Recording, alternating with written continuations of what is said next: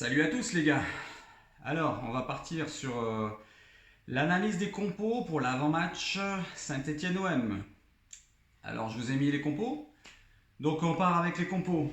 On va commencer une petite compo de Saint-Étienne en 4-2-3-1 ou 4-3-3 selon comment ça tourne devant. Alors, je vais vous expliquer pourquoi 4-3-3 ou 4-2-3-1. On va partir de la défense. La défense, alors Claude Puel nous a mis un petit Étienne Green en gardien, le jeune. Debuchy l'expérimenté en arrière droit. Trauco côté gauche. Dans l'axe, nous avons les deux lourdeaux. Moi je dis les deux lourdeaux parce que c'est vraiment des colosses. Moukoudi et Pape Cissé, qui sont assez lents au démarrage. Et on verra par la suite pourquoi je vous dis ça. Au milieu de terrain, nous avons les deux, un relayeur, récupérateur, on va dire, le jeune Lucas Gourna et Madi Camara. Voilà, donc après nous avons dans les milieux, on va dire, offensifs, Kazri dans l'axe qui va tourner autour de Amouma qui joue en fausse pointe, en faux neuf. Et côté gauche, Bouanga qui reste sur son côté, lui, contrairement à Youssouf, côté droit, je pense, qui va descendre dans l'axe pour aider les deux, Madi Camara et Gourna, et qui va se projeter sur le côté droit, même si je pense qu'il se projettera moins que Bouanga qui se projette avec sa vitesse sur le côté gauche. D'ailleurs, je vais vous parler des possibles dangers.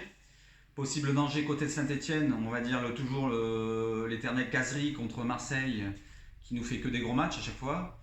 Donc Kazri, il faut faire attention, coup de pied arrêté, frappe de loin, il est assez technique encore, même s'il perd en vitesse maintenant avec l'âge. C'est un peu comme Payet, enfin c'est un mini Payet on va dire. Sinon côté Bouanga, je veux dire Bouanga aussi, c'est l'autre danger je pense. Faudra se méfier avec sa vitesse, ses appels de balles, bon, sa technique. Euh, Par rapport à Lirola qui va souvent monter, donc il va délaisser son couloir. Il faudra que Balerdi soit vigilant au départ de Bouanga en profondeur. Et il faut faire attention voilà, surtout à ces deux-là. Après, Amouma aussi, je rajouterai, mais c'est moindre. Amouma, c'est un coup oui, un coup non. Donc, côté Saint-Etienne, je vous ai fait l'analyse de la compo. On va regarder leur classement. Le classement, on voit qu'ils sont 12e. Ils ont 42 points. Donc, ils sont sauvés, hein, principalement. Ils sont sauvés. Je vous dirais que ça suffirait pour qu'ils se relâchent un peu en fin de saison. Mais on peut connaître la haine qu'éprouve Claude Puel pour l'OM. Je pense que dès qu'il en parle, il est prêt à vomir. C'est un peu comme Emmanuel Petit sur RMC. Je sais pas ce qu'ils ont, eux. Peut-être parce qu'ils ont perdu des titres face à l'OM dans les années 90. Voilà, voilà, ils s'estiment lésés. Et je vois bien Puel mettre une petite affiche dans les vestiaires en leur disant qu'il faut bien être monté contre Marseille. Hein. Et donc il va leur dire de bien se motiver et puis Saint-Etienne pourrait s'accrocher quoi. J'espère que bon, je pense pas qu'ils feront comme Strasbourg à jouer à 11 derrière. Euh, Strasbourg qui avait un super jeu hein, contre nous. Hein. On reste derrière, on attend, on pique. Hein. Ouais, si c'est ça la Ligue 1, hein, faut continuer comme ça alors. Et je pense que Saint-Etienne va s'accrocher, mais on a quand même quelques failles à pouvoir exploiter. Je vais vous dire comment. Alors maintenant on part sur la compo de Marseille. La compo de Marseille, donc Sampaoli va nous concocter toujours son 3-5-2 ou son 5-3-2 selon comment on le voit. Donc Mandanda en gardien bien sûr. Dans l'axe, les trois centraux, donc Alvaro, Kaletachar, Balerdi. Donc le milieu, ça va partir de Camara bien sûr toujours. Rongier qui devrait prendre la place de Gay, je pense, qui a bien prouvé. Rongier, il a fait deux belles, surtout une belle rentrée. Et le dernier match contre Strasbourg, personne n'était au niveau, donc on va dire qu'il va encore le tester, je pense. C'est une compo probable, hein, donc on va voir ce qui va se passer. Donc Tovin toujours milieu central droit, qui va pouvoir se mettre sur son côté droit, combiné avec Lirola, qui sera sur le couloir droit donc. Côté gauche, normalement ça devrait être Nagatomo. C'est malheureux, mais moi je préférerais Enrique. Enrique apporte au moins offensivement. Défensivement un peu moins, je sais, mais Nagatomo c'est moyen dans les deux sens. Donc ça sera Nagatomo, je pense.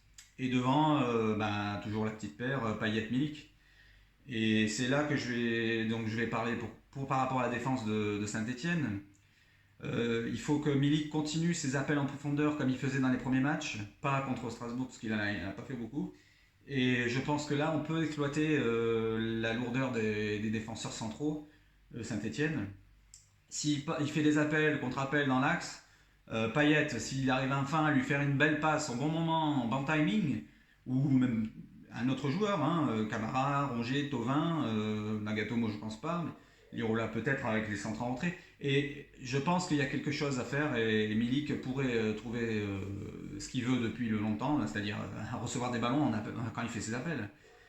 Et c'est pas aller les chercher tout seul ou à marquer un but quand il est à 2 mètres. Voilà, donc je pense que Milik pourrait marquer si tout fonctionne comme il faut.